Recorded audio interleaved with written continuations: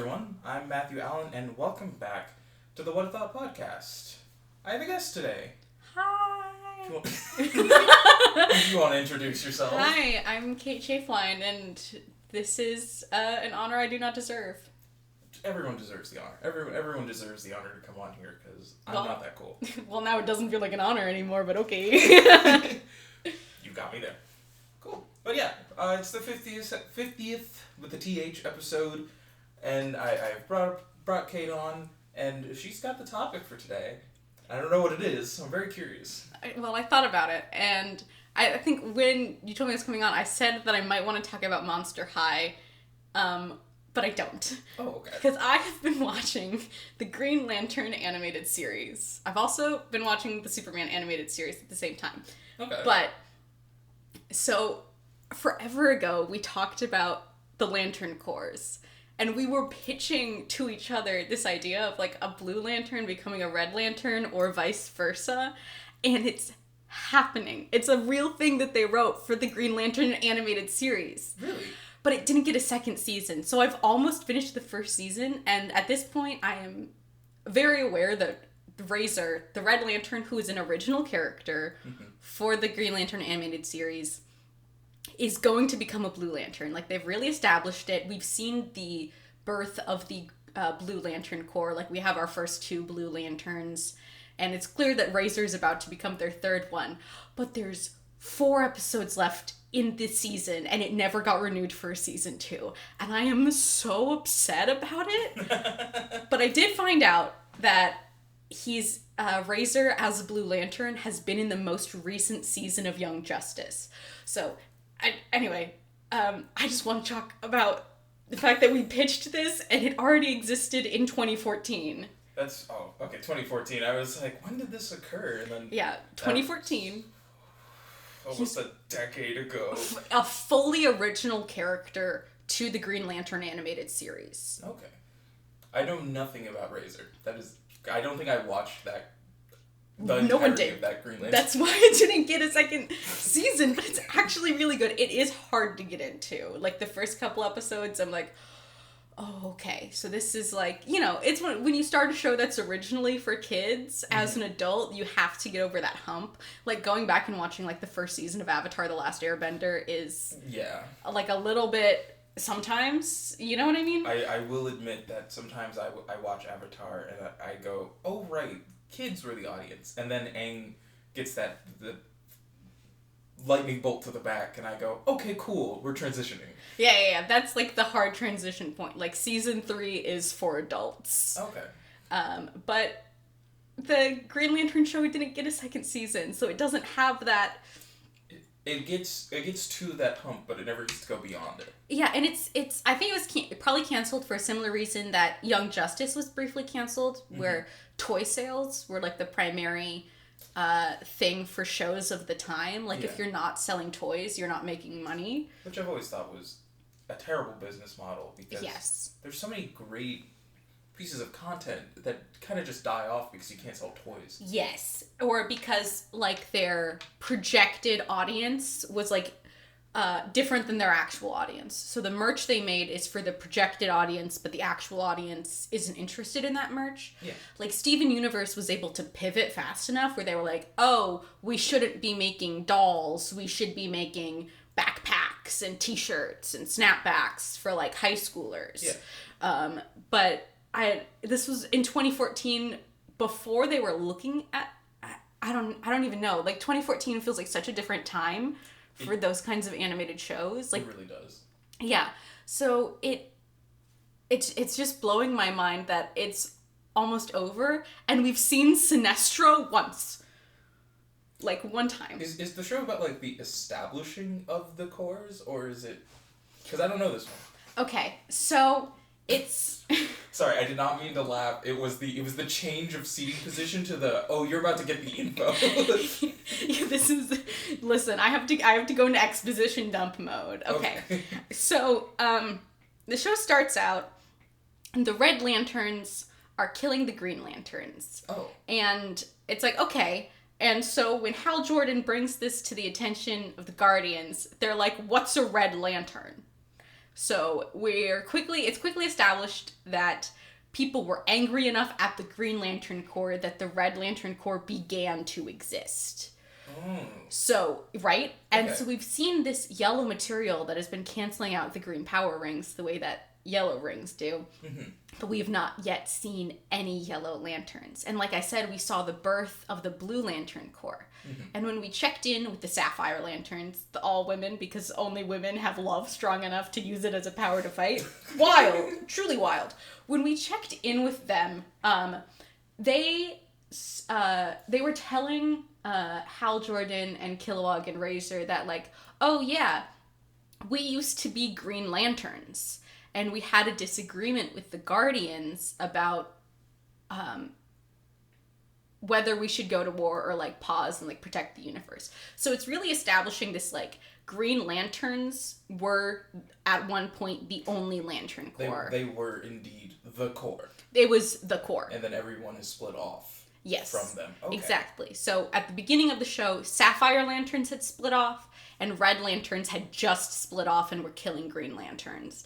And then we have just invented the Blue Lantern Corps, and we just met Sinestro as a Green Lantern, and he was, like, shady, and we had... As he always is. As he always is. He was a really shady Green Lantern. So they've basically, like, established this arc where we're gonna deal with this current problem, and then we're gonna get the Yellow Lanterns. But it never got a second season. It never got the chance. So we're never gonna see... I have 5 episodes left. We're never gonna see a Yellow Lantern unless it's, like, in the very last episode, like, a shot of Sinestro inventing the Yellow Lantern Corps. Just a nice little tease to get to the second season that never occurred. Never happened. We do that with a lot of shows. Oh, yeah. Well, that's fascinating. I guess I haven't... That's an interesting take to have it be the, like... Everyone was a Green Lantern, and then disagreements about how the Green Lanterns run things created other corps. Just splitting off everyone. Yeah, and so then people can join the corps after they split off. Yeah. But they had to split off first. And so Atrocitus made the Red Lanterns in the show, but I don't think he was ever a Green Lantern. I can't remember if this is the official lore or if this is something that my head did, where I was like, oh, so a green power cell core became red, and he and chose him, and he built the core off of that. But something like that. I wouldn't be surprised if that's what it is. I feel like Atrocitus is a character that is known barely. Yes. And they did that with Saint Walker, who's the first Blue Lantern that they established, in the literally the mid-season finale. Saint Walker showed back up as a Blue Lantern and was like, I just created a whole new Lantern Corps, and my job is to make the Green Lanterns even stronger, and also nullify the Red Lantern's rings. And so, but at that point, Razor was fighting with them, so it was a whole thing of he's powering Kilowog and Hal, but also making Razor completely useless. And I was like, Razor can't stay a Red Lantern if they're gonna keep bringing in Saint Walker to solve their problems with them, because he won't be able to do anything. Oh, that's interesting. The Lanterns are a fun little. They're a fun little guy. Yes. That's a word. A fun little guy. It's because no one delves really deep into Lantern origins unless it's something new or something that was briefly brought up and then they let it go and then they brought it back, like what they did with the Black Lanterns. Because Black Lanterns first showed up way back when, and it was just a guy. It was just one dude who was just I'm gonna be a Black Lantern, and that was it. And then they brought it back where it's the whole deceased heroes and villains can get might get a Black Lantern ring if the dude who's leading them will come and give them a ring. Oh, sick. Yeah. Yeah. I need to pick up a comic book at some point. It's fine. You go watch Comic Historian on YouTube. Yeah. And you get all of the info. That's what Young Me did. Oh, yeah. I definitely had a hyperfixation where I just watched a lot of It's Super Effective videos, but he mostly just did Marvel, so I didn't learn... I know so much shit about, the Young Avengers, but, I don't know shit about any DC stuff, except the Bat Family, because that's all he covered. The Bat Family is extensive. It's a lot. It's so much. But yeah, because Black Lantern's always fascinating to me because all the Lantern does is just power corpse. Like, they don't get additional powers. They can still do what they did in life. That's sick, though. It is. It's very fascinating, and I think... Did a Black Lantern ever... This either happened, and I should know about it, or should happen. Did a Black Lantern ever find any of, like, the corpses from Krypton and bring them to Earth to, like... I have no idea. That would be so cool. If they found, like, the remnants of Krypton and started, that'd like... That'd be fascinating. Yeah. I know that a lot of the ones in that storyline, it was a lot of the heroes that had died, I think in one of those multiverse... Like, oh yeah, the Crisis? Yeah, one of the Crises, you know... The Crisi? What's the plural of crisis? Crises? Crises. It's crises. Just the... I know, because I'm having so many crises right now. I am currently in crisis. You're currently in crisis, having crises. Correct. Yeah, it's one big crisis containing multiple small crises. But yeah, like one of those crises where a good chunk of the like heroes of DC on like Earth had like perished, and that Black Lantern dude just comes through, and it's just like, oh, is your Bruce Wayne dead? He's mine now. He's in my corps. Bruce Wayne is a weird pick. It is a weird pick. You gotta pick someone that already has powers. Well, I think he gets the Flash and, like, a couple others. Flash is a great pick. There's a couple, like, big ones that he gets. I do enjoy how often we get, like, a black-suited Flash, because there's the dead Flash of the Black Lanterns, and then there's Black Death. Mm-hmm. Who I've always enjoyed just kind of looks like a zombie, but if it was Usain Bolt. Like, if you just made Usain Bolt a zombie and said, now, go get the Flashes. He could do it.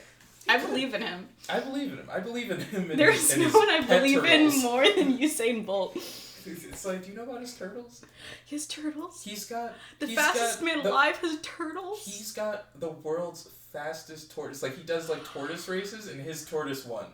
Oh my god, I love Usain Bolt. Holy shit. It's so funny. What a guy. What a guy indeed. It's just no thoughts, just Usain Bolt. But yeah, oh god, my brain is trying to recircle into whatever lane it's trying to be that isn't just Usain Bolt having fast turtles. And I'm trying to refactor back over to DC for 10 seconds, but it just keeps going back. Green Lantern. There's so many. Guy Gardner. They had a Guy Gardner episode. They had the episode where, so they defeated the Red Lantern Corps, who were mostly just seeking reparations for some stuff. Righteous Indignation is my favorite reading of Red Lanterns being, like, anti-heroes and, like, kind of good guys, which is why I really love Razor's arc. But, so, they, like, defeat the Red Lantern Corps, and he goes back to Earth, and he's been gone for several months, and he's, like, realizing he's been fired from his flight testing job, and, like, he's having a whole crisis about, like, being replaced, and then he goes to do a mission and shows up, and Guy Gardner's Green Lantern is there. let me take that again. And Guy Gardner's Green Lantern is there, and like there's like a whole bit about like they're fighting and like having this rivalry about like who's the Green Lantern of Earth, only to find out that he's been replaced because he's been promoted to like being like a guy that's gonna be patrolling space. So they like establish that, oh yeah, Hal doesn't need to, like, check in and protect Earth anymore, and we don't have to worry about that. And they do that by establishing Guy Gardner, and it's my assumption that they would have circled back to him at a later point. But instead they were just like, yes, Earth does have a Green Lantern, but also now Hal Jordan can leave Earth as much as he wants. I did kind of forget about the fact that there is usually, like, at least a lantern for their individual planet, and then or sector, or one for the sector, and then one that's like just patrolling space, which is fascinating to think about because we keep seeing so many human lanterns, especially in the Green Lantern Corps. All the other corps are always filled to the brim with aliens, with like a varying degree of aliens and whatnot. But for some reason, the Green Lanterns are pulling like solely from Earth. Yeah, it's wild. Well, we've only seen 2 human Green Lanterns in the show. In the show. And it was the Guy Gardner episode, and then just Hal Jordan being the main lantern for the show. Yeah. I totally was going to say... Right, and I... Going back to the point about, like, really making sure that it feels like all of these characters from different planets, I was literally just in the middle of when you picked me up to come here. Yeah, that's how I got here today. For people listening. I paused in the middle of this episode, and sort of what they established in the episode was like, yeah, Hal is able to talk with his team, and they're all able to talk with each other because they have the universal translators in their ring. But, like, they're kind of set up in a place where, like, they're losing power on everything. So they need to, like, get to the city. So, like, both of the Green Lanterns' rings run out. And so, like, Razor has to, like, translate for them because his ring is still online. Oh. And then eventually Razor's ring goes out, and they are, like, trying to, like, escape this, like... It feels like a Star Wars, like, bounty hunter city, and they, like... have to, like, try to escape, but they are no longer able to speak the same languages as each other. See, that's fascinating. It's so fascinating. And as soon as I realized that was the concept for the episode, I was so excited. Because I was like, I love that. Because it makes the fact that none of these characters are from the same planets important, 1. And 2, there's, like, this great thing about, like, how these people are such amazing friends and, like, we're communicating so effectively, and then all of a sudden they don't speak the same language anymore, but you still know that they have that connection with each other. Yeah. But suddenly there's, like, this language barrier. So, like, while I was watching it in my head, I was like, God, how many other friends would people have if they just were lucky enough to speak the same language? And it's this question being brought up in this kids show that I'm, like, 22 years old having, like, a full think about. I'm like, oh my God, this is so good. I guess I have never processed, or maybe I haven't intaken Green Lantern content as much, because I've always been a bigger fan of The Flash, personally. Mm-hmm. But I've never once even thought to myself, oh, yeah, their rings are probably translating all of the alien languages that they hear, because if there's any hero of listening to alien languages, it's the Green Lantern. Yeah. So it's fascinating to know that, 1, that the ring does that, but 2, like, was this the episode you left off in the middle of, right? Yeah. Like, that they have to now try and figure out a way to continue to work together without having a single semblance of being able to understand each other. Yeah. That's fascinating. And it was great that they put Razor in that translator position up until his ring went out, because, you know, he's always been the odd man out, because it's, like, they established that Hal and Kilowog have been working together way before the start of the show. Mm-hmm.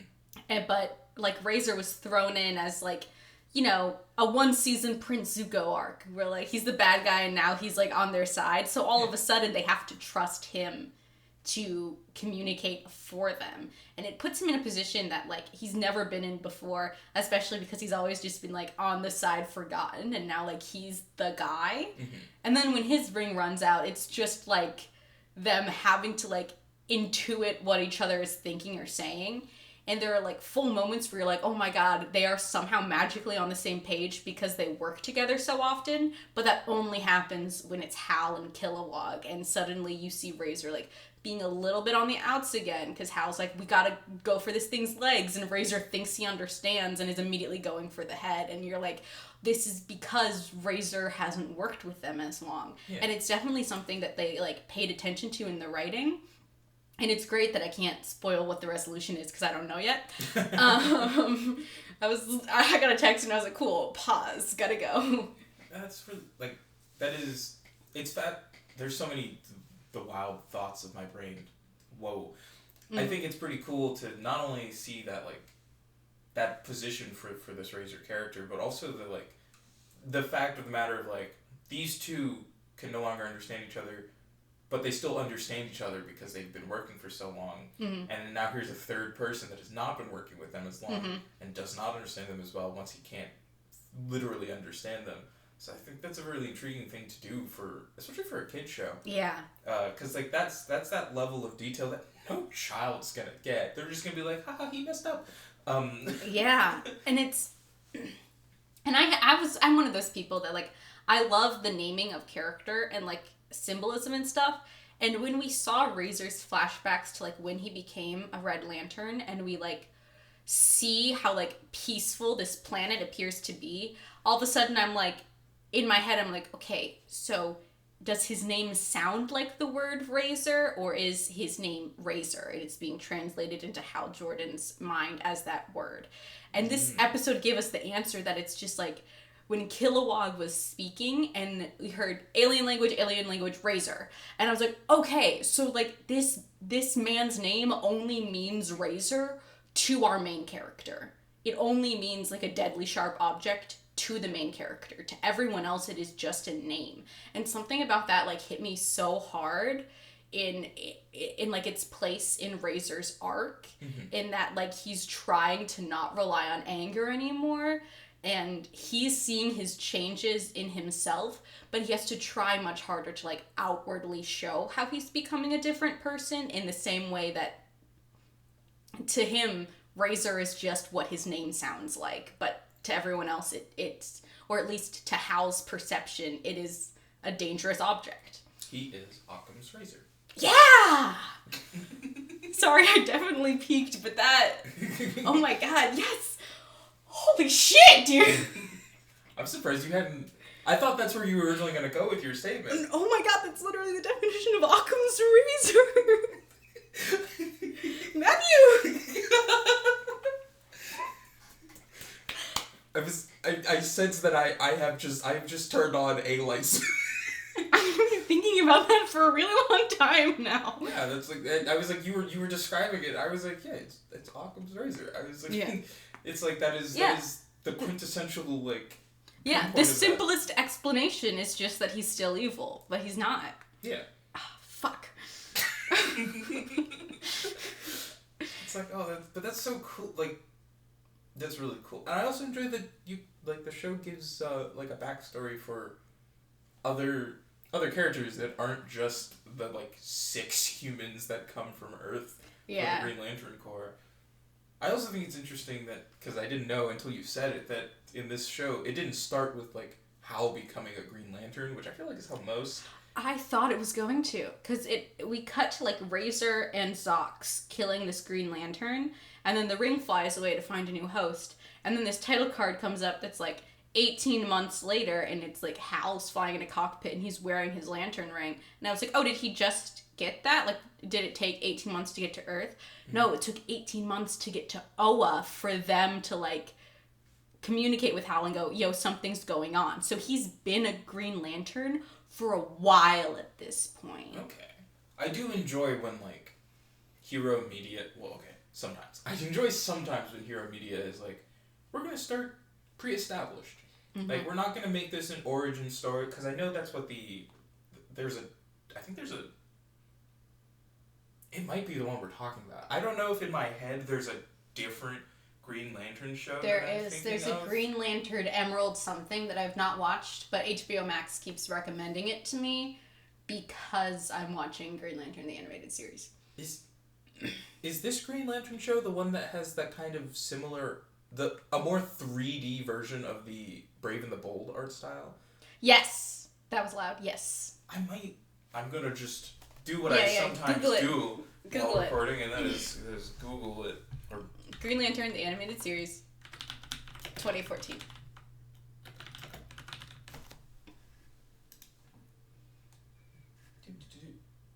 Okay. What? Who? What's my character? I did also totally call that Grey Delisle was Aya, but now it's confirmed for me because I'm looking at it on your screen, and I'm like, hell yeah. Is it this one, the 2012 to 2013 run show? Or is it specifically from 2014? I thought it was 2014. I don't know where that beat came from. It's next to the space bar. It might be this 2011, 2013 run one. Because that looks like the animation my brain is thinking of. Like, I might have the date totally wrong. That's fine. We learned. It's this one, right? Yeah, like I have no idea. But yeah, so it's one season. And I guess it ran for a few years. Yeah, that's it. Not that one that has him looking half blue and half red. What the fuck? I don't know what that is. I think that's got to be Young Justice or something. Because that might be. To my knowledge, Razor has only ever been in this show and Young Justice. Also, he has hair. Is that Razor? It's his suit, but there's no hood on it. This guy? Yeah, that guy. Okay, so I think I never watched it. It was solely because my brain didn't like the animation style. Yeah, that was another hump that I had to get over with it, and that I tried to watch the first episode, and then I was like, never mind. And then like a week later, I was like, well, let me go at this again. It's like, that's interesting. 2013 to March 2012 to March 2013. So, oh, okay. Yeah. Oh, yeah. I thought it was 2014. My bad. No, it's... Yes. So it's like we were pulling info from the top of our head. Yes. So Jason Spacek? Yeah, Jason Spacek. That's why I started watching the show. Because I just met Jason Spacek, and by met, I mean, you know, at a con, so he doesn't know who I am. And you're way more famous than I'm ever going to let them know. I'm so famous, you guys. And when he was speaking in the panel, someone asked a question about the show, and he mentioned something about Razor's arc, and he said becoming a Blue Lantern. And I didn't know that he started as a Red Lantern, but I'm a huge Blue Lantern nerd. I don't know a lot about them. I just love the idea of them. I do kind of remember seeing this guy. So I probably saw bits and pieces through, you know, Cartoon Network. Yeah. But I just don't remember it because why would I? Yes. And something else interesting that's happening is you can see in that little piece of fan art up there that Razor has a love interest, and it is the ship's AI that made herself a physical form based off of when she went into Razor's head to free him from prison and saw a memory of his dead wife. So we just had this arc what? where he just told Aya that he loved her, and then she had to come back in a different body, and he had this moment where he was like, I don't know if I actually love her or if I just think I do because she looks like my dead wife. That's so insane. Yeah. I'd also like to quickly commentate on the vast difference in art style between this Green Lantern, the animated series version of Razor, and this Young Justice version of Razor. It's such a different art style, and it's also because in the Green Lantern show, even when he's not in his Red Lantern uniform, like, the attire of his planet has, like, a very snug hood on, so, like, him with hair and ears is wild to me. I mean, I think I would have assumed there might be ears under this portion. Yeah, I assumed there was some kind of ear, but he just looks so human in the Young Justice art, and it's kind of blowing my mind. I think everyone looks a little more human in the Young Justice art. Yes, that's part of that character designer's style, which what's his name, Greg Rucka, something like that. I love every show that he's designed for. He did the character design for The Legend of Vox Machina, as well as Young Justice and a bunch of other great. He does a lot of DC stuff. Okay, I mean that makes sense. If someone's doing well enough that people are like enjoying it, I don't know where I was gonna go to find this information on Wikipedia. That was. You just searched Young Justice, but not, like, character designer or anything? You know, I don't have the ability to thought process like that. Yeah, because it's just going to give you actors first, because that's the way that this shit goes. Yeah.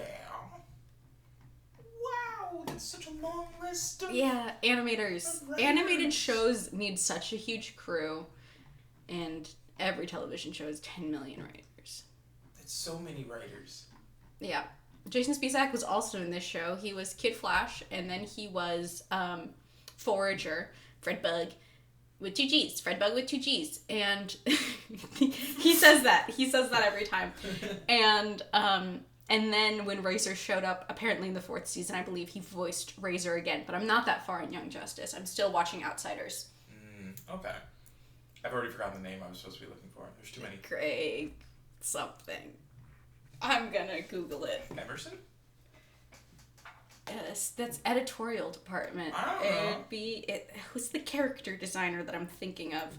We're gonna cut a lot of this, right? Us just searching. Nope, it just kind of exists. That's the beauty of it just being thoughts. Yeah, this is why forever ago I sent you the TikTok that was like neurodivergent people watching a show, everyone racing. Phil Barassa, not Greg Rutka. Who's Greg Rutka? I don't know her. Rutka. Yeah. Rutka? Rutka? Nope. Rutka. Oh, is he a American writer? writer known for the series of novels starring his character Atticus Kodiak. Creator, owner, comic book series Whiteout, 20 countries, sometime others. Oh, he's the guy that writes all the gay comics. The gay Wonder Woman and Batwoman Elegy, super gay. That's why I thought, because his name's on my bookshelf, because I read a lot of Batwoman. Oh, okay. Yes, okay. I was like, I know some of these. I'm so sorry that I credited these two equally cool people with different things. Yeah, Phil Barassa. I'm just glad that didn't come up as a name of someone that got canceled, because I didn't want you to have to deal with that. I was like, if this person is a bad person, you're gonna have to cut this whole segment. I don't think it's happened yet. I don't think I've had that moment yet. What did he do?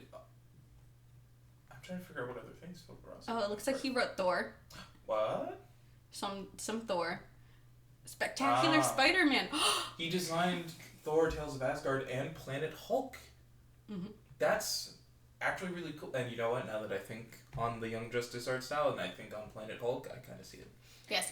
I think that's how they got them for the Legend of Vox Machina, because Travis voices Thor in just about everything, and had this story about running into Phil Barassa at like an airport and going, "Hey, weird question, we're working on a show right now."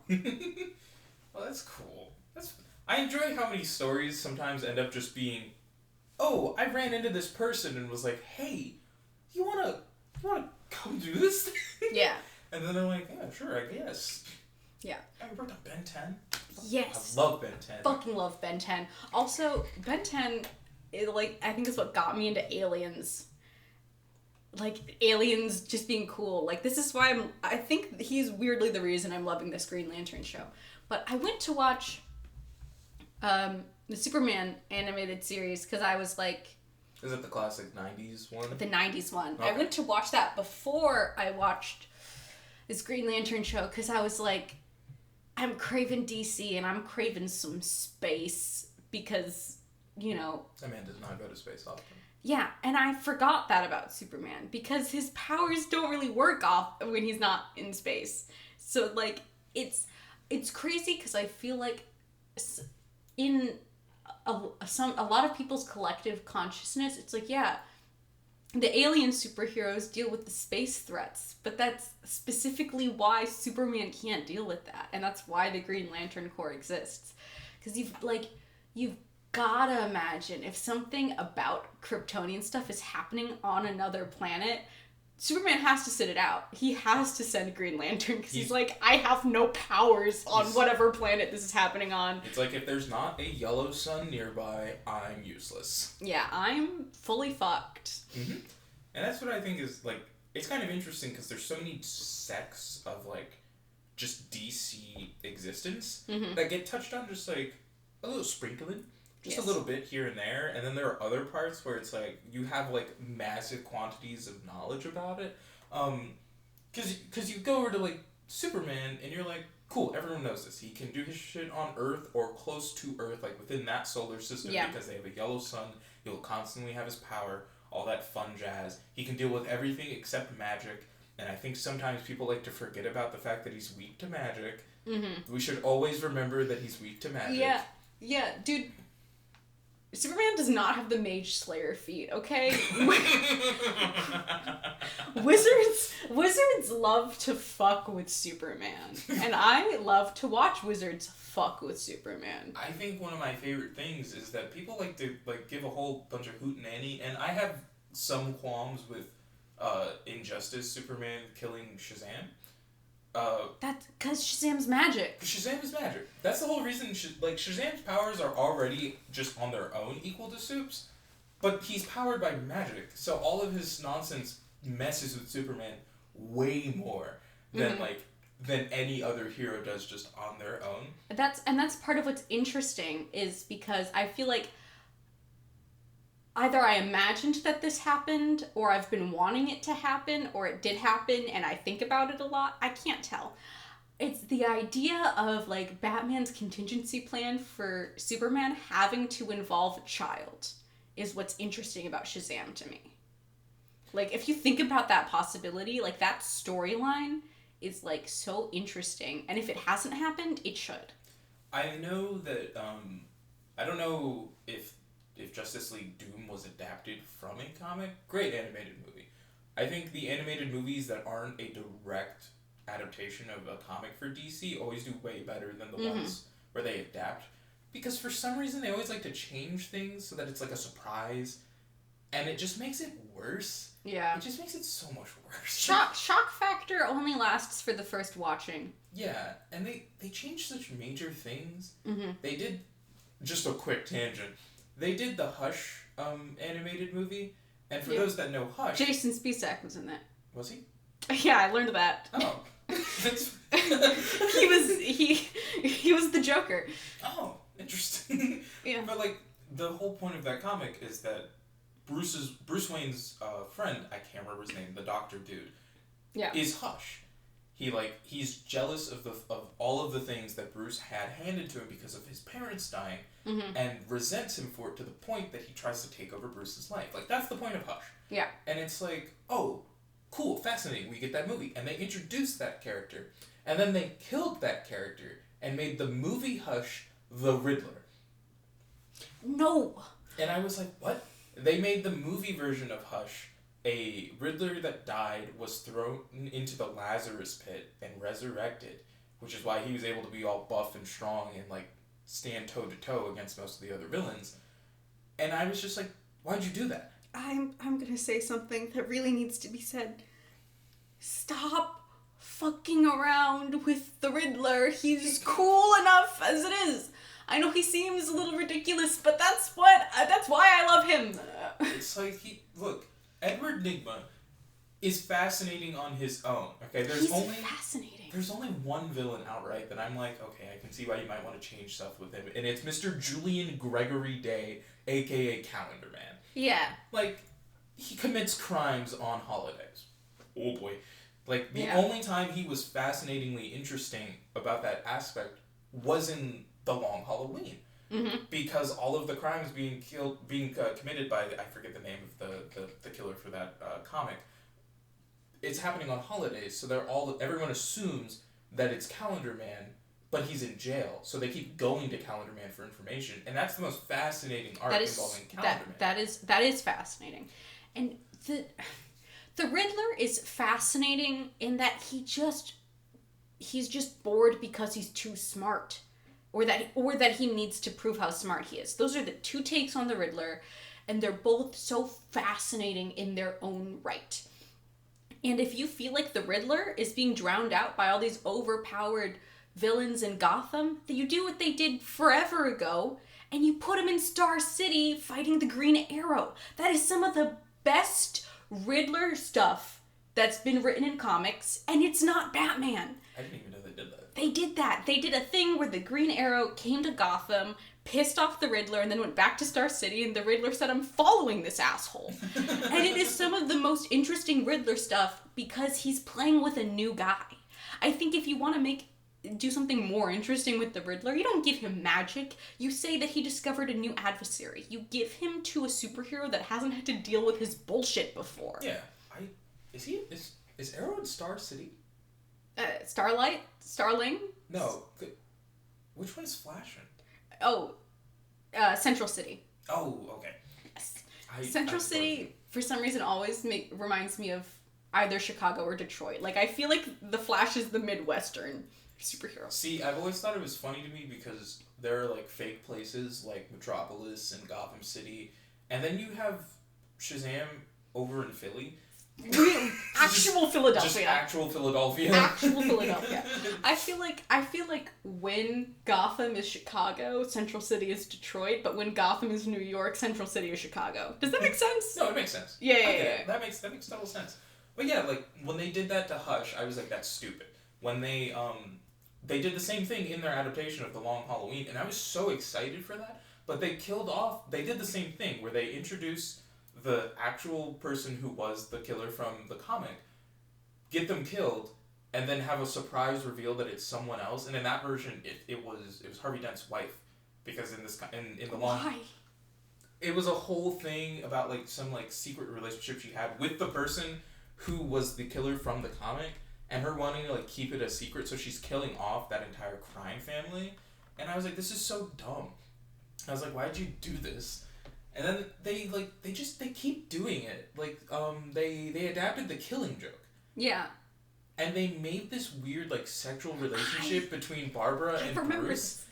And it's the only additional thing they added. It's so fucked up, because it makes you think that, okay, it makes you think that the reason that Batman is upset is because he had this weird, fucked up, super duper age gap relationship with Barbara Gordon, when the fact of the matter is you should be upset regardless. Yeah. So it cheapens it because when he's upset when there's no sort of romantic or sexual relationship there, it's because it's a member of his adopted family, because his real family was taken from him, and it's way more of a gut punch when it's like someone he thinks of as one of his kids. Yeah.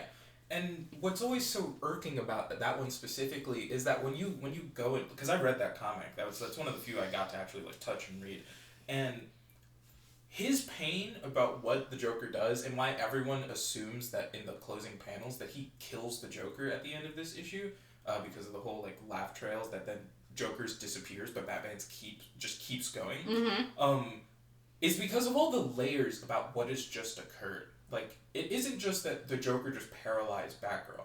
It is that the Joker just paralyzed the daughter of Batman's greatest friend, Jim Gordon. Like doesn't have a lot of those. He does not have a lot of those. He's just traumatized his best friend, Jim Gordon. He's just thinking, I'm gonna get away with this because I'm the Joker, and it's like he doesn't realize how many layers there are because he doesn't know who Batman is. Yeah, in Joker's head, he's just gone and fucked around with Jim Gordon. Mm-hmm. Does not realize it's Batgirl. Yeah. Like, he didn't go there because, oh, you're Batgirl. It was, you're Jim Gordon's daughter. Doink! Mm-hmm. Yeah. And so, like, when you throw in that weird relationship thing, it cuts out all of the depth of everything else that occurs and just makes it about that, and it's just so random. It pulls focus away from what is actually important about the original story. Mm-hmm. And that is so frustrating. Yeah, and it's just, they just do it so often. So so as I said, I don't know if Doom, because that's what got us here, was based off of a comic. Mm-hmm. But I enjoy that one because the whole premise of that particular animated movie is a collection of villains. I can't remember which villains they were. They get Batman's contingency plans to deal with the Justice League and start to enact them. Mm-hmm. So like they put into work the plan that he has for Superman, Wonder Woman, Flash, Martian Manhunter, like all of them, and it's fascinating to see because especially once they deal with it all by the end of the movie, like there's a whole question that comes up from the rest of the team about like, hey, what the fuck? Why do you have these? You shouldn't have them, and everyone else is upset except for Superman because he's like, no, he should have these. He's like, he is a man on a planet filled with regular people, and we are essentially gods. He should have a way to do it. And I was like, yeah. And that's so fascinating because I'm also watching Superman and Lois right now. I'm on a whole DC kick. And they just did the thing where General Lane was like, you know, I was wrong, Superman. I'm going to get rid of 7734, which is, you know, hell, upside down, which is the plan for like if Superman turns on them. And Superman is fully like, don't though. How about we keep this? And it scares the shit out of Lois Lane. And General Lane's like, dude, I almost killed my grandson. Like, what are you talking about? We're gonna keep this? And they're like, well, I guess we should downsize it, but, like, this is a compromise that Superman doesn't want. Superman's fully like, no, we should have this. And they're like, yeah, but what if it's stolen? And he's like, I think it's worth it. And it is, like, truly one of the most humanizing moments for Superman for me is every time that, like, he realizes how close to godhood he could be and goes, no, you should have a way to kill me. Yeah. I thought the fascinating thing in Doom is part of the plan involved, like, using his own power against him with kryptonite, because Batman had a kryptonite bullet fashioned, because he was like, if Soup is shot with this, it's going to pierce his skin, and then his skin is going to heal over it, and nothing except kryptonite is going to be able to cut through his skin to get that out, so he will just become fully powerless and Kryptonite scalpel. die. That is what they have to make. They make Cyborg do a whole kryptonite scalpel. I think I've seen that scene on TikTok. I wouldn't be surprised if it's making the rounds. No, YouTube Shorts. Sorry, TikTok for YouTube. No, here's the thing. Because my YouTube Shorts algorithm, totally different from my TikTok algorithm. My YouTube Shorts algorithm is all the DC movies, animated movies, and Modern Family and Young Sheldon, because I never search for anything on there, so it's just like grasping at straws, and it's like, oh, some of these are connecting. It's like, oh, you're watching some of these, so here's some more. Yeah. Oh, another one that just came to my mind is a more recent one, because they adapted Injustice to an animated movie, and I didn't watch it solely because I learned the one thing upsetting everyone, and it's that they killed the Flash. No. The Flash does not die in the Injustice storyline. And that's wild, because in the I think this is also a thing in the comics, but to me as like someone that watched the Justice League shows as a kid,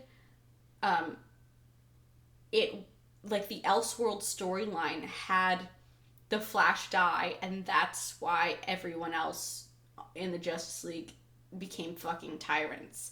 It's the idea that having the Flash is, like, the emotionally grounding member of the team.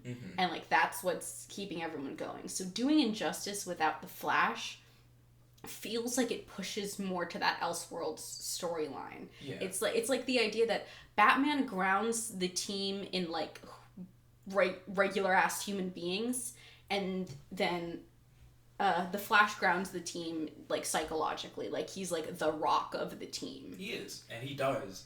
And it's just so weird. It was such a weird choice, because it wasn't even an on-screen death. That's a bad decision. The Flash means a lot to the dynamics of the Justice League. And I don't like it. I don't like it. I don't like it. Leave the Flash alone. He's like, it was such an odd thing, because, like, I saw the clip, and I out loud saw the clip and went, really? Like, are you serious? It's like, why? It's like, he doesn't die. Like, there's the whole fascinating thing to me about the Injustice storyline is, one, which characters bite the bullets, which don't, and then which set of, like, their doppels come from the other Earth where Superman does stop Joker from like, when they stop him from exploding Metropolis and killing Lois and his unborn child. Like, when they bring those ones over, and it's like, oh, cool, here's their other half, or, like, Green Arrow comes over, and he's like, where's the other Green Arrow?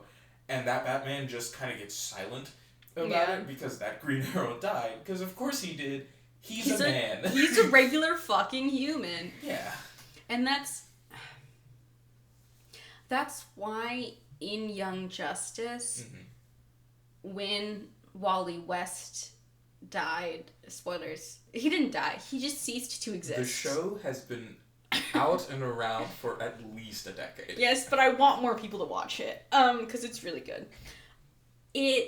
Like, the way that the Young Justice teams had to work fundamentally changed. Like, Wally had been off the team for a little bit, but he came back to help with something, and now he's gone. And that, like, there's a fundamental change in the approach, like, at the end of season 2 going into Outsiders. And they still have the Flash, and now they have Impulse, so they have two Allens, and, like, Impulse takes over as Kid Flash, and he's like, this is wild. These are not easy shoes to fill, because of course they're not. If you get rid of, like, the person that is currently the Flash, that's so much of a bigger disruption than if you get rid of one of the members of the Flash family. Does that make sense? Yeah. I think, fascinatingly enough, that when you kind of look at the vast sea of heroes that exist within DC and the amount of them that have had other people take up the mantle, the only times there is, like, a full, true disruption to how people perceive that hero is when another member of the Flash, like the Speedster family, takes over as the Flash. Mm-hmm. Like, that is the only time when people are like, you're not him. Yes, people are fully aware that Wally West's Flash is not Barry Allen's Flash. Mm-hmm.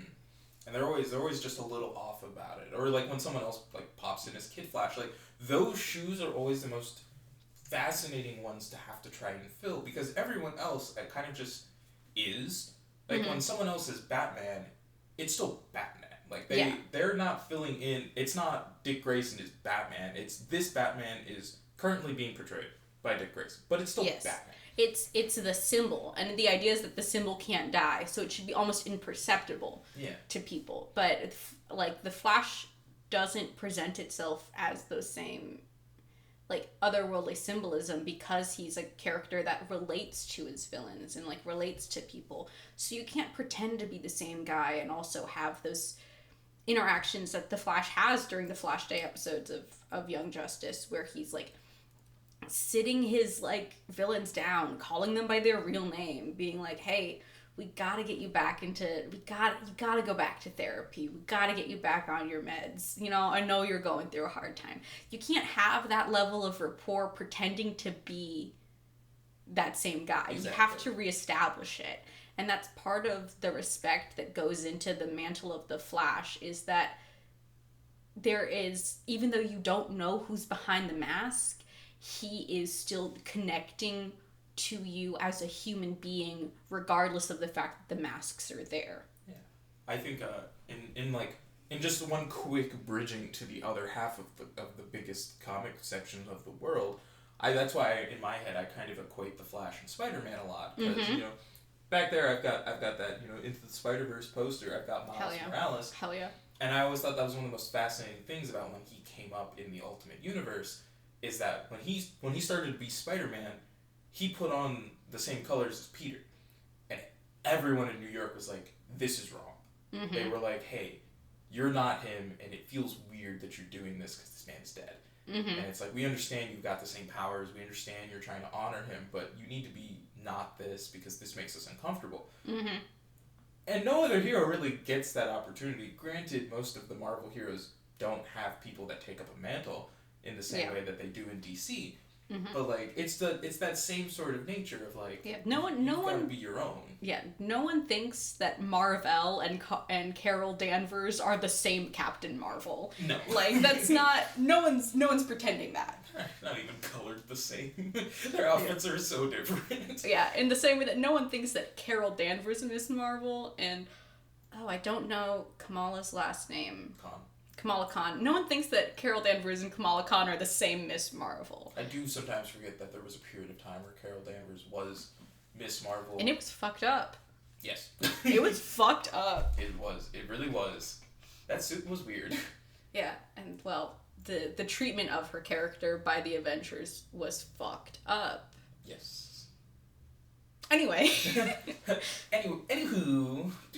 But yeah, like, Flash is just such an integral portion, and it's just like you can't just kill him like that. Like, it was such a weird choice to make. I know it clicked because I hit it. Yeah. And I had to move it back. But yeah, I'd also wanted to, because I meant to bring it up because I was like, the little sects of DC that, like, no one, like, we don't delve into too much. And I mentioned magic briefly, but there's a lot of magic users that are heroes that we just don't, like, everyone knows Zatanna.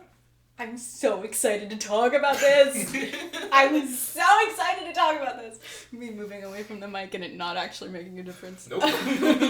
Them blue Yetis. Hell yeah. Because I feel like outside of the periods of time in which Zatanna appears, we don't get much talk about when it comes to like John Constantine or like everyone else that's within the Justice League Dark stuff. Because there's him, there's that dude with the demon that I always thought was fascinating. I can't remember his name, but it's essentially just if you just made Dr. Jekyll and Mr. Hyde a man with a demon attached to him. Yeah. And then you got Clarion the Witch Boy, who's always so different every time he appears, which is truly wild. And then Jinx, who's also so different every time she appears. Not a consistent character. I forgot about Jinx for 10 seconds, which is upsetting to my Teen Titans brain. Yeah. Jinx in Teen Titans, nothing like her comic book counterpart. Fully different character, same name. I don't even know if they were aware that a Jinx already existed in the comics, to be... Couldn't tell you. No clue. I still like the one in Teen Titans, but growing up and realizing what she looked like in the comics was a shock. What does she look like in the... You know she's definitely a person of color, first of all. Oh, that's not what I was... Okay, hold on. Jinx DC Comics. Oh? Yeah. No world like, she has a bindi and everything. That's so drastically different. That's why I'm like, I hope they weren't aware that she already existed. They couldn't have been. There's no way. There is not a more different character design. And their powers aren't actually even that similar. I don't remember what Jinx in the comics powers are. She's a sorceress in the comics. Yes. But they dumbed down. Do they include the ability to command elements such as air, magical energies? So she's kind of like a bit of an evil storm, but with more magic. Yeah. She's a little bit Avatar-y. Okay. I don't like the Titans, no team, just the Titans show, but I am fascinated to see that they kind of took elements of the two to make their version. Which is also odd. It is odd. It is a choice. Mm-hmm. Looking at it right now, it's a choice. Yeah. I don't think the pink hair goes with the costume from the comics. Not with that white and gold. No.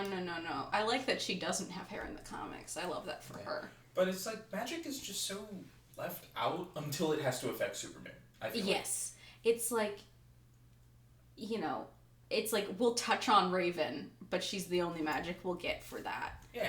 And... I fully forgot for 10 seconds that her stuff is magic. Yes, Raven's magic. A little demon magic, but Yeah. Raven is magic, Shazam is magic, John Constantine, Zatanna Zatara, who I fucking love.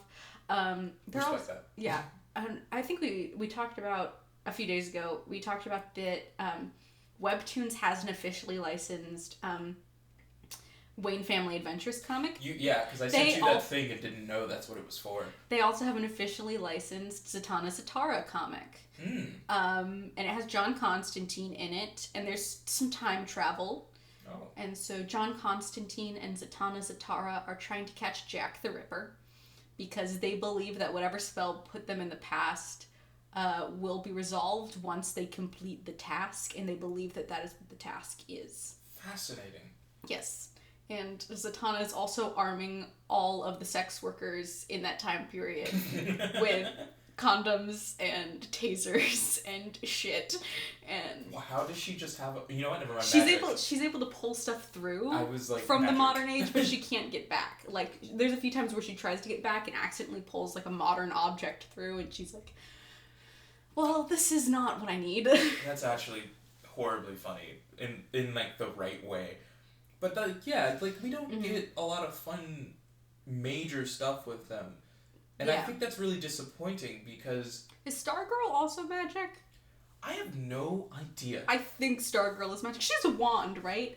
Because there's that episode of big old staff. Yeah, there's that episode of Justice League Unlimited where it's like, the characters that don't have powers are doing this parade, and she's one of them because her thing comes from an item.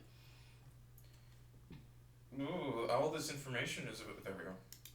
Proud wielder of the cosmic staff. So her... So she doesn't have powers, the staff has powers. Yeah. Which kind of makes sense, because I almost feel like I knew in my head that hers had to do with the staff passing off. Yes. It's a mantle. It's another mantle thing. Yes. Fully Dr. forgot about Fate! Dr. Fate. Dr. Fate is in... Okay, there's a great episode of Young Justice where Kid Flash fully does not believe in magic. And this is the first time they encounter someone magic, and it's Dr. Fate. And there's a moment where Wally West puts on the Dr. Fate helmet and is Dr. Fate, and then afterwards he's still vehemently denying that magic exists. How? And he has this scientific explanation about rewriting brainwaves and shit, and like talking about like physics that I do not understand, but my dad would recognize those words. And it's one of those classic moments where you're like, oh, if you don't believe that it works, why are you keeping it?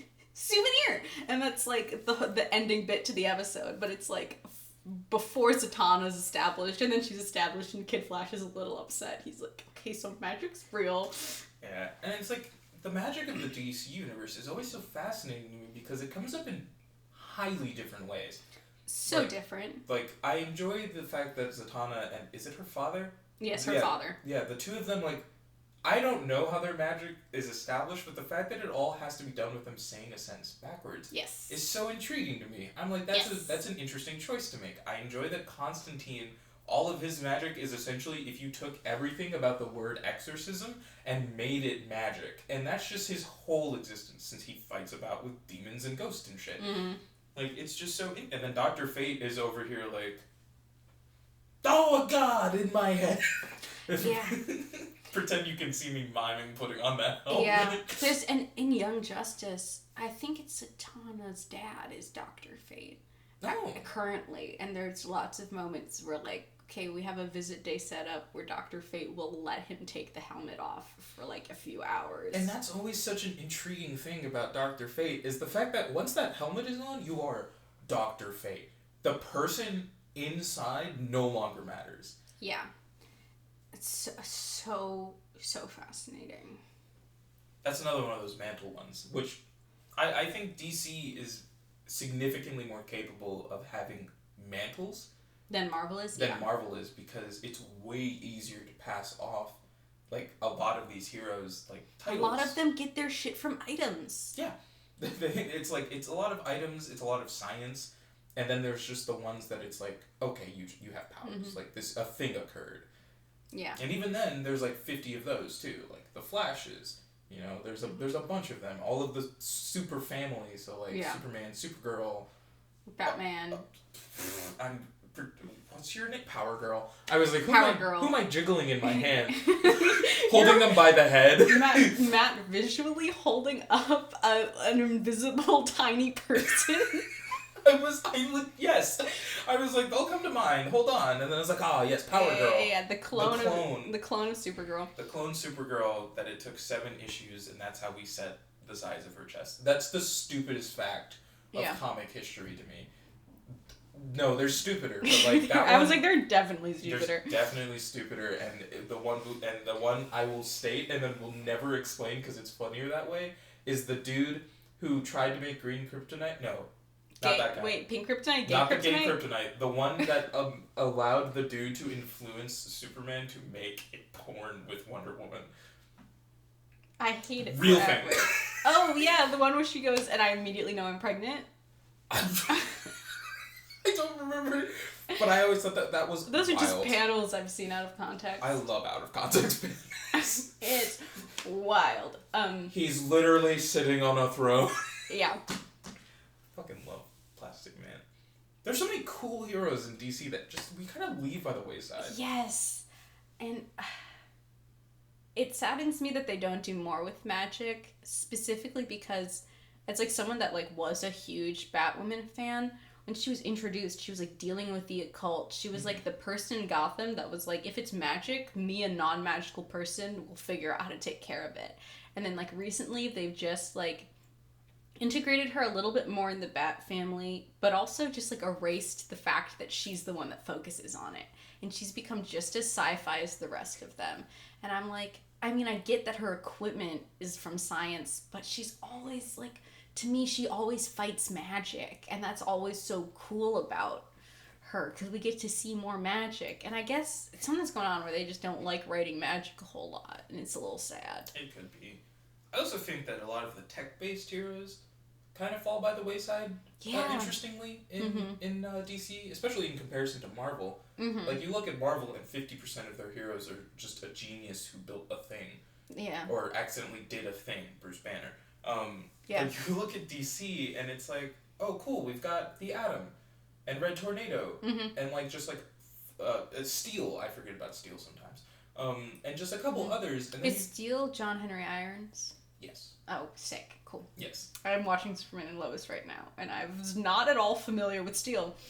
And they have yet to call him Steel, but... I think because DC is still struggling to let Steel be relevant enough after the failure of the movie starring Shaquille O'Neal.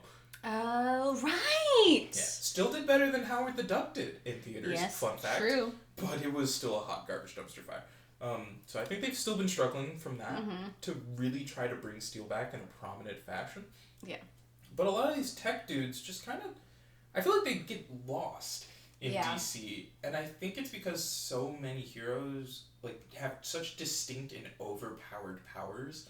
Yeah. That they kind of just exist in their own little section, and they only crop up when the thing they're dealing with requires them to summon in one of those bigger heroes. Yeah, and I think that's part of why both tech and magic suffer. It's because magic has to stay so separate because it's magic. And then, like, tech is just kind of like, well, if we do too much with you, the biggest question is, why aren't you calling in someone else? Yeah.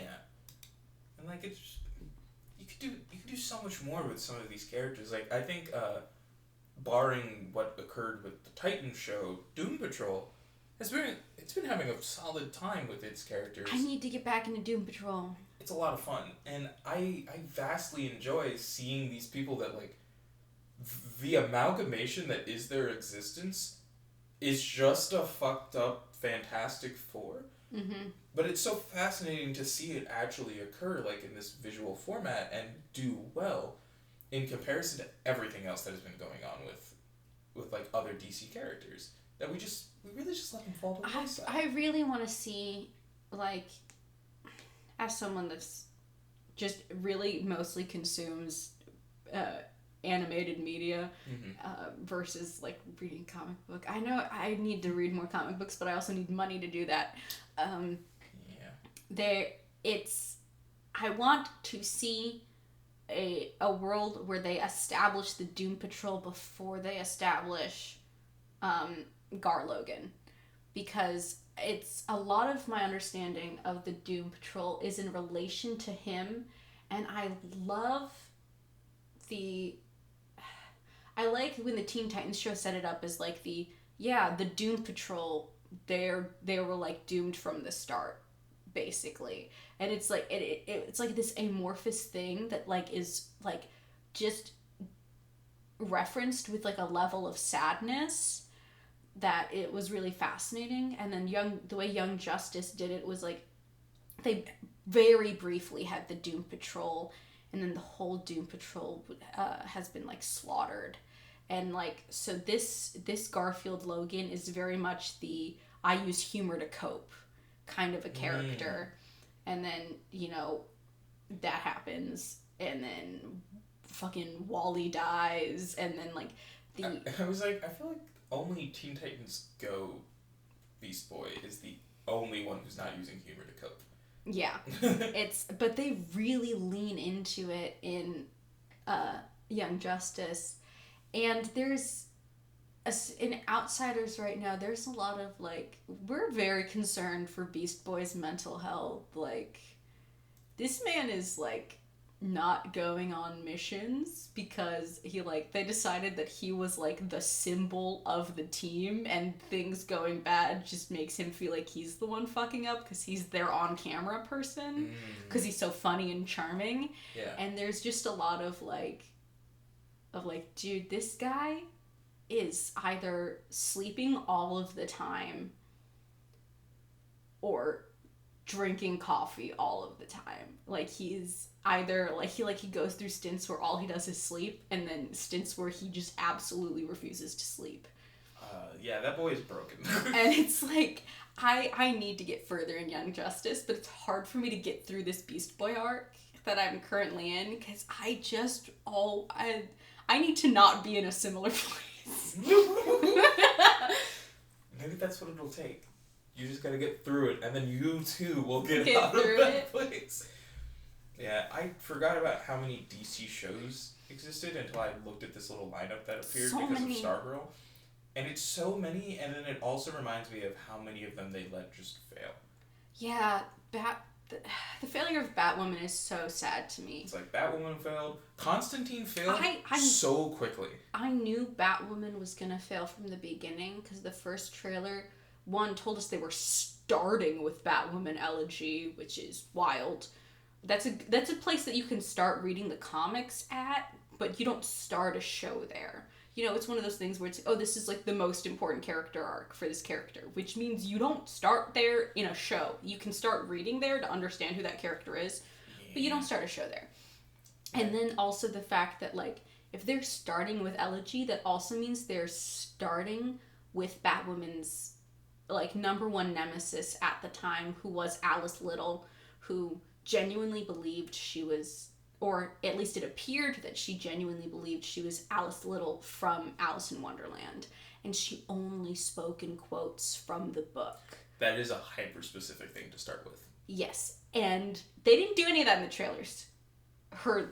She wore a lot of avant-garde, like, Victorian-inspired fashion, and with, like, a little bit of Elizabethan, like, collars and frills. They toned her way down. And there was a moment where she had a bit of dialogue where she said either Kate or Batwoman or something like that, which she never would have been able to say because she only speaks in quotes from Lewis Carroll's book. And hearing her have an American accent, like, I objectively know that the character is American, but she should talk with a British accent. It's like, you know for a fact this is a insane little American lady doing a British accent. Yeah, and I mean, quoting a Lewis Carroll. Yeah. Spoilers for anyone that wants to read Elegy. I think you should. Even knowing this, I don't think will ruin your experience, but you might want to do so first anyway. It's her dead twin sister, Elizabeth. And so there's, like, and they don't find out about it until, like, there's at the very end, there's a moment where, like, Alice is gonna, like, fall to, like, her death, and, like, Batwoman's trying to save her, and then it's the first time they break, like, you know how they do fonts in comics to say that this character is speaking in an accent? Yeah. She goes back, it's the first time she's in, like, the same font as everyone else, so she's, like, dropping the accent, and goes, like, you know, you're gonna fail to save me twice, Kate, or something like that, and just drops, and that's when you realize that it's Beth. And it is, like, insane to start there. That's wild. You do not, and it was the fact that they opened the trailer with her knowing, like, very clearly knowing who Batwoman was. Not like she's pretending to be crazy or pretending she doesn't know. And I'm like, I know that us comic book readers know who she is and know that she knows who Batwoman is, but you don't start there with her. No. And that's, like, kind of how I knew that the Batwoman show was going to be doomed from the beginning. Because I was like, this is her Joker, but it's so much more tragic because we know who she is and what happened to her. Yeah, and Lord, I didn't get to watch it because it came out at a period of time where I didn't have cable and I also didn't have access to HBO. Same. So I also haven't seen it and I don't want to. Because I was such a huge Batwoman fan back in the day. And it's so fascinating, like, because it just means that immediately they went and did something different afterwards. Because, like, I know that they switched Batwoman from season 1 to season 2 because Ruby Rose, right? Ruby Rose left, yeah. And then, she left because it was a very unsafe set. That is also true. Which, kudos to her for doing that. But anyway, sorry. No, you're fine. And it's, like, kind of just going through, like, the list. The majority of what they did with all of their other shows is that either you lasted long enough to have your own existence in DC as a show, or you crumbled and we threw you at something else. Because when Constantine failed, they just threw him into Legends of Tomorrow.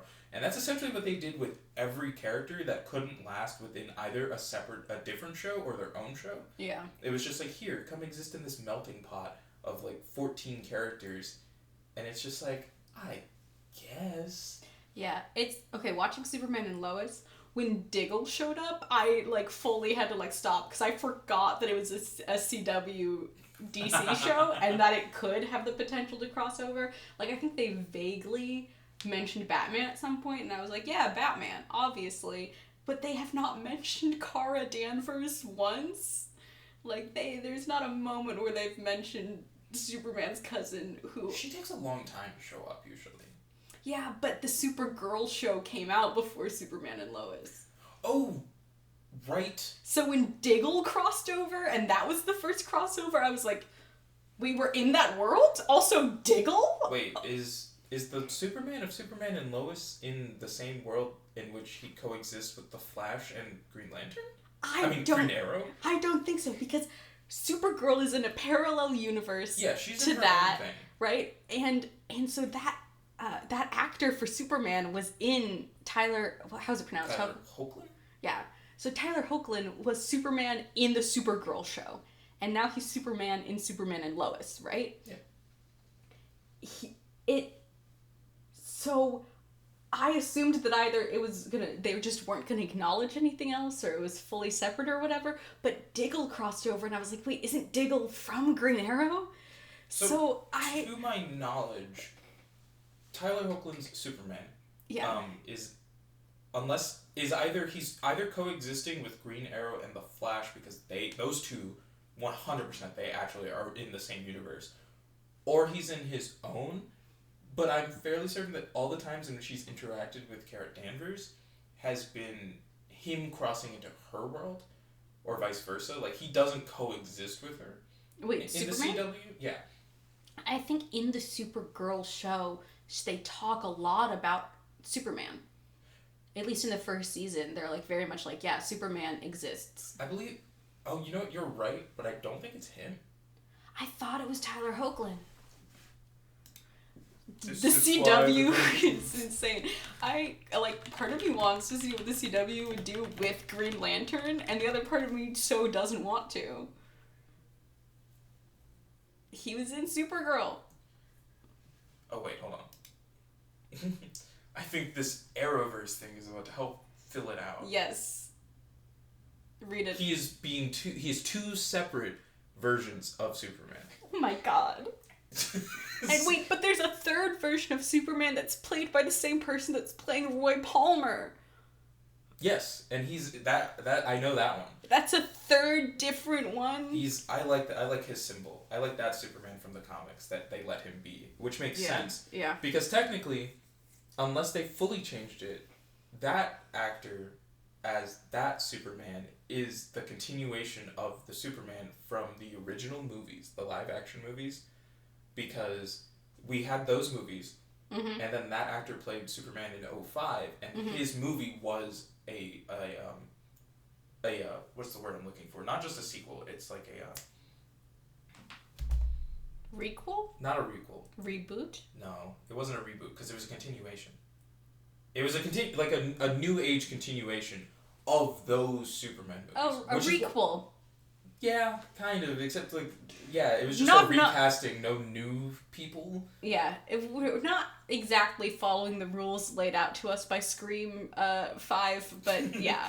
Yeah, so his Superman was a continuation of those Superman, which is why people didn't like the movie, because we're 20, 30 years removed from those movies, and so when you make a movie in what was the modern time, but everything in it is still stylized like it's the 19 whatevers whenever the movie is set, people weren't vibing with it, so his Superman didn't continue on.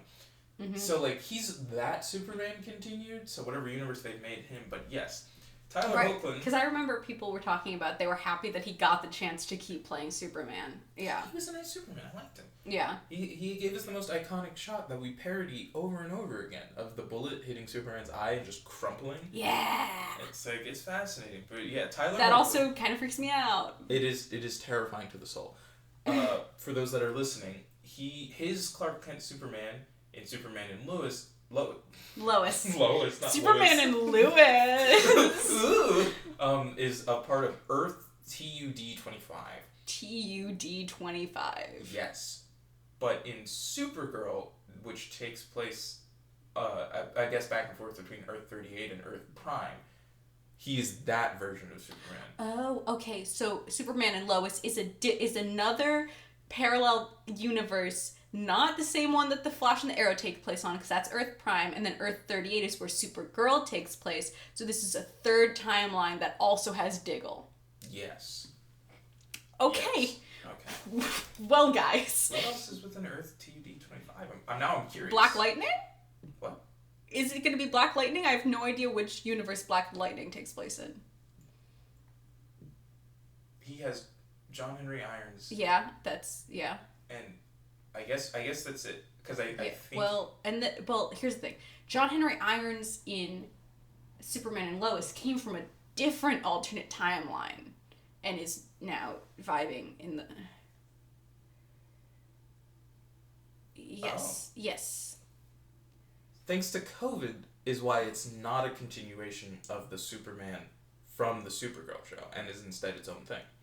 Because they couldn't do crossovers because of COVID restrictions. Yeah. Okay. Yes. And because of that, they couldn't use already pre-established characters to explain that this is the same world. So they just made it a new world. A new world. That's interesting. Highly fascinating. Maybe this world doesn't have Kara Zor-El. It might not, or it might not have her yet. I've always. She might be coming. What's her name? Melissa Benoist, something like that. I always say Benoit, Benoit or whatever, because I don't know. You don't know what to do with S's sometimes and fancy sounding names. Because you're like, is it French? Is it French? Is it not? Are we getting another season of Glee? She's so in there at the same time as Grant Gustin. It's so funny. There are so many actors in the CW shows that were on Glee or other like musical productions. It is highly fascinating.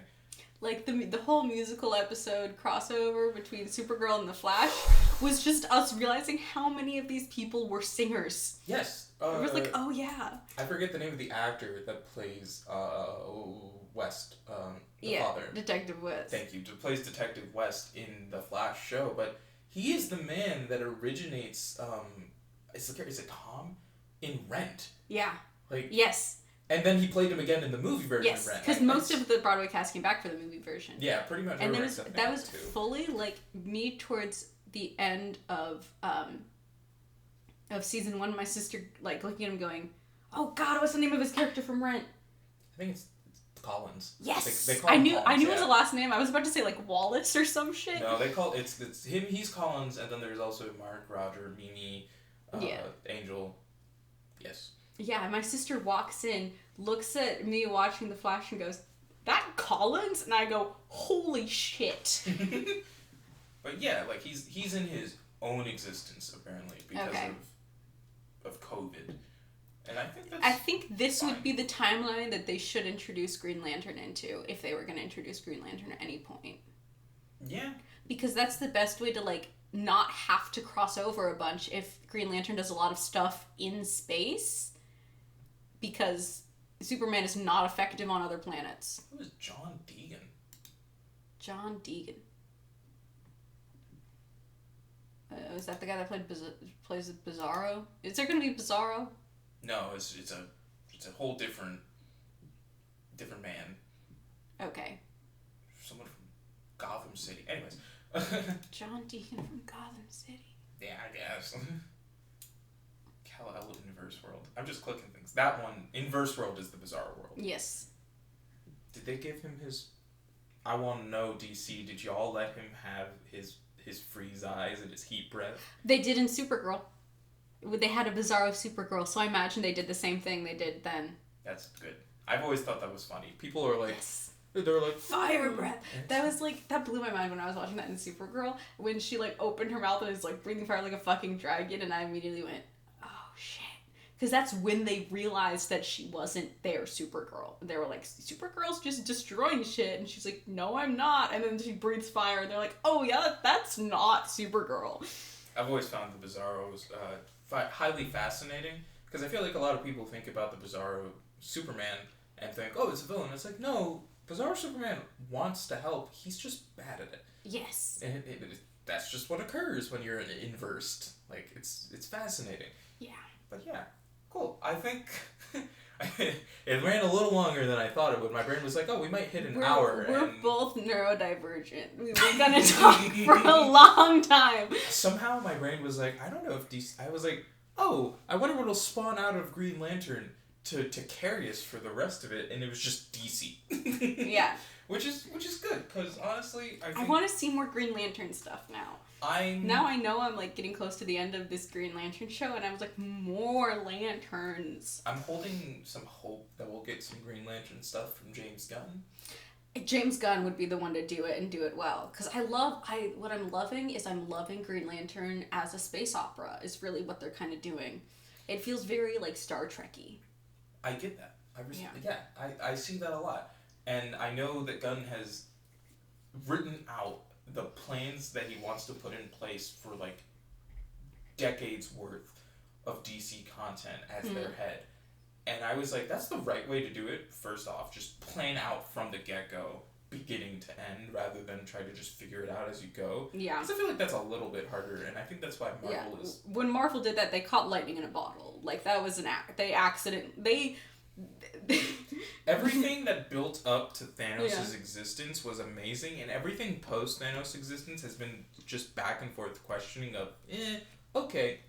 Yes, it feels like that term, like we lied our way to the truth, but like we failed our way to success. Yeah.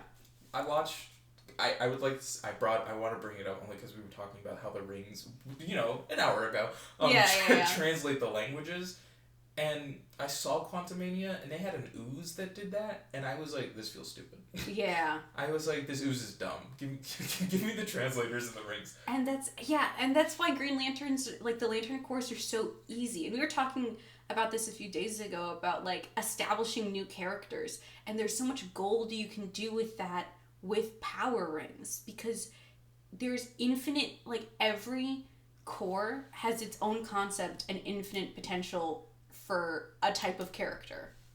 I hit all the wrong buttons. My brain cannot fathomly remember correctly the name of and this, I feel bad having to type this in. Female Green Lantern. Because there's multiple of them that don't get talked about enough. Yes. And I think it's so cool.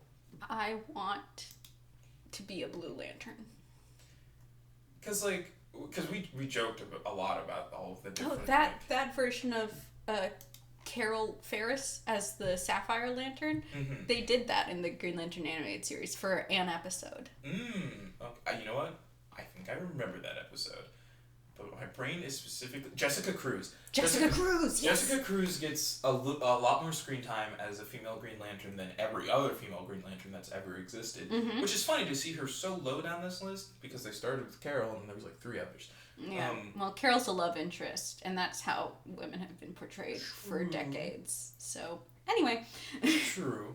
We'll unpack that later. And I believe, not just because of that image, but I'm fairly certain because of Rebirth is why we got Jessica Cruz as a Green Lantern. But that's the Lantern corn. The Lantern corn. It's corn that glows in the dark. It's just maize. Like, the Lantern Corps allow for you to create just a fascinating set of new characters because they get their powers from rings. So you can do anything. You can make anyone. So, like, it's interesting to know, like, more recently we've had Jessica Cruz because, she got her full proper debut in 2014. Like, that's a little year after Razor. Yeah, that's right. A year after Razor. So, like, we can get these characters through the core in a fashion that we just kind of can't get in other places. Yeah. And I think that's really cool. Shout out to Jessica Cruz, but also shout out to all of the female Green Lanterns that are just not talked about. Yeah. Like, I've never heard of Sojourner Boline. No, is she named after Sojourner Truth? Could be. I don't know. My eyeballs are not going to read fast enough through there to find out the colors. She might be, and it might She's not. Very new. Yeah. I've never heard of this lantern before, and I think that's sad, because that's a cool style. That is the most, because I saw her before I clicked on here. That's gorgeous art. I was like, that is definitely a, like, and I know people have weird connotations when you use the word, but, like, females of the blaxploitation era, like that kind of like Black Panther styling. That's 100%. Those glasses, the hair she had on the previous image. That's why I was asking if she was named after Sojourner Truth. Because to me that would make sense, even if it's not mentioned, if like it's just something that the writers had in the back of their head, like as a I guess like as a North Star for what kind of character they wanted her to be. Oh, the first canonically queer human Green Lantern. Fuck yeah. And also the first Black woman in the Corps. Hell yeah. Did you just pronounce the P in corpse? Shh, don't talk about it. In the corpse. It's a corpse. It's a corpse. It's all of the Guardians are just dead, and all the Green Lanterns just stand in them like, alright, we're recharging our rings now. Now it's the Green Lantern corpse. I remember I was in JROTC in high school, and that was the number one thing he drilled into us. Don't pronounce the P, it makes us sound weird. It does. I didn't even mean to do it. NYPD, New York exists in DC Comics? Yeah, I always just assumed that it was either Metropolis or Gotham. What? Depending if we're optimistic about society, then New York is Metropolis. If we're very pessimistic, then it's Gotham. But that's interesting. She's a detective. She's a detective that is now a like that's the fascinating stuff with the lanterns. Like, yes. Is that they all have vastly different backgrounds. That's why I want to, like, just a super down on their luck person to be a Blue Lantern, just because they're, like, things are really shitty, but I'm never gonna give up hope that eventually it'll be less shitty. And, like, I want that person to, I want a homeless person to get a power ring. I don't know why. I want someone that's having trouble. I want someone that's already in like Peter Parker's position where he's like I can't pay my rent, but I'm trying my best. I want that person to get a power ring. I want a struggling actor to get a power ring. These are the storylines that I really want to see in DC Comics, and I think that that Green Lantern, like the Lantern Corps, are the best way for them to do that. It really is. It's so much easier over in DC to not just through the core, but through like everything they have to introduce a new version of an established thing. Yes. And have it work well. You know, that's why when people say Iron Man, it's like, oh, you're talking about Tony Stark. Whereas if they say Iron Lad, Iron Heart, like you're talking about different people. Yeah, you say Iron Lad, and I'm like, oh shit, we're gonna get into some deep lore. we're gonna cut right into this cake. We're gonna get straight in to how that suit became its own person. But like over in DC, it's like I think the only characters that have to like just always be the same human being are Hawkman and Hawkgirl. Yeah. And that makes sense. They keep dying and getting reincarnated. Yeah. That's their whole existence. Yeah. But like over in Marvel, it's like only Spider-Man has been able to have other people be Spider-Man, and even they end up with titlings at the end of their name or at the front. You know, you've got Superior Spider-Man that's Doc Ock. You've got 2099, and that's I forget his. I think it's Oscar. The one that Oscar Isaac is about to play? Oh, yeah. I don't think his name is Oscar. You're totally right. His name is not Oscar. His name is... Wow, really? So many things popped up. Miguel. Of course it is. Hey, leave that Spanish boy with his little venom bite alone. That shit's so funny. That is... Yeah. It's... Like, it makes sense... In Miles that he just the fingers just zap, but for Miguel to have to just chomp. It's wild because as we were looking it up in my head, I was like, I think his name's Miguel, but I don't want to be wrong. No, that's fine. Like all the different versions always have. I definitely did not know what his last name was. What is it? O'Hara. Yeah, or O'Hara, however they pronounce it. You read it. Everyone will say it differently. That's the thing about books. Yeah. Oh, and that futuristic Nueva York instead of Nueva York, yes. But yeah, like, it's way easier to just be that in DC. Like, no one's gonna go call Sojourner the female Green Lantern or some stupid nonsense. No, she's a Green Lantern. She's a Green Lantern. Like, boom, that's it. Doink, done. It's like when we say the Green Lantern, usually people mean either Hal Jordan or... Kyle Rayner. I was gonna say Jon Stewart. Oh, right, Stewart. Jon Stewart was my Green Lantern because he was the one in the Justice League shows. Indeed, he was, and I've never in my life thought about it more that we don't really get Jon Stewart often. Otherwise, it's so wild because for me he was the Green Lantern, but he's only the Green Lantern in those shows, which is so weird. But everyone else, I'm just like, oh, that's a Green Lantern, and even like talking about any other like Lantern Corps color, I was like, oh yeah, they're a Red Lantern. Yeah. Or oh yeah, Sinestro is probably the Yellow Lantern, but we don't say that. We just call him Sinestro. Yeah, it's like he has a name. Yeah, he's a name. It's like no one gets like a titling in that specific ass fashion. Yeah. They're a member of the Lantern. But yeah, let's go ahead and we're gonna round this out. So thank you for coming and talking about the just extended. This was like a tea drop of DC existence that we just spoke on because it's so vast. Absolutely. It's so large. I've been wanting to have a conversation about the Green Lantern show for days now, and no one would entertain me. Well, look, you got to have it here, so thank you so much. Hell yeah. Thank you all so much for listening. Make sure to check out everything else that's in the Linktree link down below. You will find...